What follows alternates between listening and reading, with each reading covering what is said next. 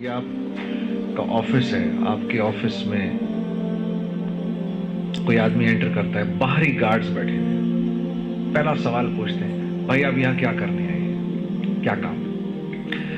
اب اگر یہ آنے والا آدمی یہ کہے کہ مجھے آئیڈیا نہیں میں کیوں آیا ہوں یہاں پر، تو یہ آدمی سیڑھیوں سے اوپر بھی نہیں آ سکتا کہ بھائی یہ یہاں کو مذاق ہو رہا ہے، تمہیں یہی نہیں پتا تم یہاں کیوں آئے ہو؟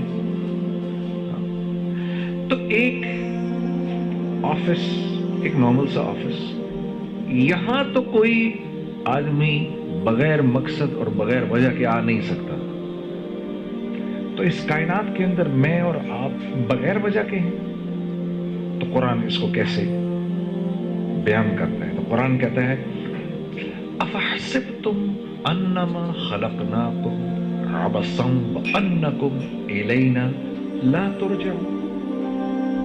افحسبتم، کیا سوچ رہے ہو؟ کیا تمہارا خیال ہے تم ایسے ہی پیدا کیے گئے ہو؟ تم خود تو کوئی چیز بغیر وجہ کے تخلیق نہیں کرتے، تو تم نے اپنے رب سے یہ توقع رکھی ہوئی ہے کہ اس نے یہ سارا کا سارا جو کائنات کا نظام بنایا ہوا ہے یہ بے وجہ ہے، اس کی کوئی وجہ نہیں ہے۔ فتعال اللہ الملک الحق لا الہ الا هو رب العرش الکریم۔ تم اس سے تمہیں یہ لگتا ہے کہ یہ تم بغیر وجہ کے بیٹھے ہو یہاں پر، ایسے پیدا کر دیا گیا بغیر وجہ کے۔ تو یہ انسان کا سب سے بڑا مسئلہ ہے، اپنے علم اور اپنی سوچ سے، اور انسان کا جتنا بھی علم ہے اس کا محور یا تو اس کی نظر ہے یا اس کی زندگی کے تجربے ہیں۔ وہ یہ اوپر تک دیکھ سکتا ہے، اس کے آگے اس کو کچھ نہیں پتا کیا ہے، یہ اس کی زندگی کے تجربے ہیں تو اس نے سوچ رکھے۔ جہاں انسان کی سوچ اپنے اختتام کو پہنچتی ہے اس جگہ سے وحی کا علم شروع ہوتا ہے، جہاں اس کی لاجک اللاجیکل ہو جاتی ہے وہاں سے وحی کا علم شروع ہو جاتا ہے۔ اب اگر رسول اللہ صلی اللہ علیہ وسلم ہمیں نہ بتاتے تو ہمیں زندگی پر نہ پتا چلتا کہ ادھر دو کرامن کاتبین بیٹھے ہوئے ہیں، دنیا کی کوئی لاجک یہ پروو ہی نہیں کر سکتی لیکن بیٹھے ہوئے ہیں۔ اسی لیے قرآن نے جب کہا نا ذالک الکتاب لا ریب فیہ، تو پہلی جو قرآن نے بات ماننے والوں کی صفت بتائی وہ یہ بتائی کہ یہ ہدایت دیتی ہے کن لوگوں کو؟ متقیوں کو۔ مدلل متقین، جو اللہ سے ڈرتے ہیں، صرف اس کو اس کتاب سے نفع ہوگا اور کسی کو نہیں ہوگا۔ جو اللہ سے ڈر رہا ہے اللہ اس کتاب کے ذریعے اس کو صراط مستقیم پر چلائے گا، ہر ایک نہیں چل سکے گا۔ اور ڈرنے والوں کی پہلی صفت کیا ہے؟ الذین یؤمنون بالغیب، یہ غیب کی باتوں پر ایمان لاتے ہیں، جن باتوں کو انہوں نے دیکھا نہیں ہوتا، غیب کی باتیں پر ایمان لاتے ہیں۔ یہ غیب کی باتیں ہمیں کس نے بتائیں؟ رسول اللہ صلی اللہ علیہ وسلم۔ انہوں نے بتایا ادھر کرامن کاتبین بیٹھے ہوئے ہیں، مجھے تو نظر ہی نہیں آ رہا۔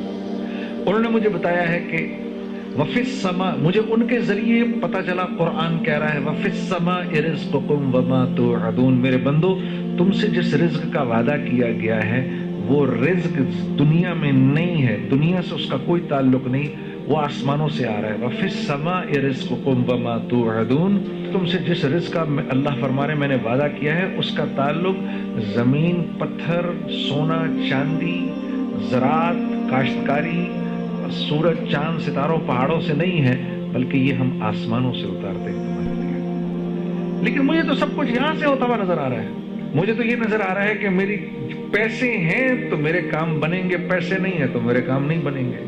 مجھے تو یہ نظر آ رہا ہے کہ میری یہ نوکری گئی تو میں تو تباہ و برباد ہو جاؤں گا، یہ نوکری میں چلتا رہوں گا تو ٹھیک چلتا رہوں گا، میری زندگی بنی رہے گی۔ مجھے تو یہ نظر آ رہا ہے نا، یہ ساری چیزیں مجھے نظر آ رہی ہیں، اس لیے میری زندگی کا ایک ایک لمحہ ان کے گرد گھوم رہا ہے، چیزوں کے گرد گھوم رہا ہے، اسباب کے گرد گھوم رہا ہے، حالانکہ یہ صرف اور صرف پیالے ہیں جن میں رزق ڈالا جاتا ہے۔ दरअसल मैं प्याले की खिदमत में लगा हुआ हूं, जो इसमें रिज़्क डाल रहा है उससे मेरा कोई ताल्लुक नहीं। तो जो ये जिंदगी गुजारेगा, थोड़े दिनों के बाद फिर अल्लाह की तरफ से उस पर हालात आना शुरू होंगे। ये जितनी कौमें तबाह हुई थी, ये अपनी चीजों में गुम होके तो तबाह हुई थी। जैसे इकबाल ने नहीं कहा, काफिर की ये पहचान के आकाश में गुम है, मोमिन की ये पहचान के गुम इसमें है आकाश। आकाश में गुम है, दुनिया में गुम है, यहीं से होगा सब कुछ, इसी पैसे से होगा। अब क्योंकि पैसे से होगा तो फिर मैंने इस बात की परवाह नहीं करनी कि ये पैसा कैसे आएगा मेरे पास, क्योंकि होगा तो पैसे से। हाँ, ये कैसे आ रहा है इसकी फिक्र तो मैं तब करूंगा जब मुझे इस बात का एहसास होगा कि भाई इस पैसे से मेरी जिंदगी नहीं बनेगी। ये पैसा तो कागज का टुकड़ा है, इससे तो सिर्फ होता हुआ नजर आ रहा है, करने वाली जात किसकी है? अल्लाह की। इसको कहते हैं ला इलाहा इल्लल्लाह। रेत का जर्रा रखता है, इनकी इतनी हैसियत भी नहीं है, करने वाली जात अल्लाह की है। तो फिर मैं क्यों अल्लाह के हुक्म को तोड़ूं? यही वजह थी कि जब जिब्राइल ने आके इब्राहिम अलैहिस्सलाम से कहा कि ये नमरूद तो आपको आग में फेंकने वाला है, तो आप कहें तो बचा लें आपको। तो पूछा कि मुझे तुम अल्लाह के हुक्म से आए हो या इजाजत लेकर आए हो? कहा जी हुक्म से नहीं आए, इजाजत लेकर आए। तो कहा नहीं, फिर तुम्हारी जरूरत नहीं है, फिर तो तुम भी नहीं बचा सकते। हस्बुनल्लाहु व निअमल वकील व निअमल मौला व निअमल नसीर, ये उनके अल्फाज थे। ये कहा कि जब उसने इनको मंजनीक से फेंका तो चले गए हवा के अंदर। उन्होंने कहा लोगों के करने से। तो जो ऐसा अपने अंदर ईमान रखता है, जिसकी ये सोच होती है कि करेंगे तो अल्लाह करेंगे, फिर अल्लाह उसकी मदद ऐसे करते हैं जैसे इब्राहिम अलैहिस्सलाम की कि बराह रास्त हुक्म दिया आग को, या नार, ए आग, कूनी बरदम व सलामुन अला इब्राहिम। वो आग कि जिसके ऊपर से परिंदा भी नहीं जा सकता था, वो आग इतनी ठंडी हो गई कि इब्राहिम अलैहिस्सलाम को सर्दी लगी एकदम से। तो फरमाया सलामती वाली, तो फिर थोड़ी गर्म हो गई। और शोलों ने यूं ऊपर ऐसे आसमान पे से उनको वहीं से पकड़ा, यूं घुमा घुमो के नीचे लेकर आए। जो ये रस्सियां लगी थी उनको तो जला दिया, एक बाल भी यहां से नहीं जला। अल्लाह ने जिब्राइल को भेजा, उसने पर मार के वहीं पर आबशार और वहीं पर पानी और वहीं पर बाग और तख्त। अल्लाह रब्बुल इज्जत ये बताना चाह रहे हैं, जो मेरा बन के चलेगा मैं उसकी चीजों के बगैर मदद करूंगा। और ये इम्तिहान कब तक है? मौत तक।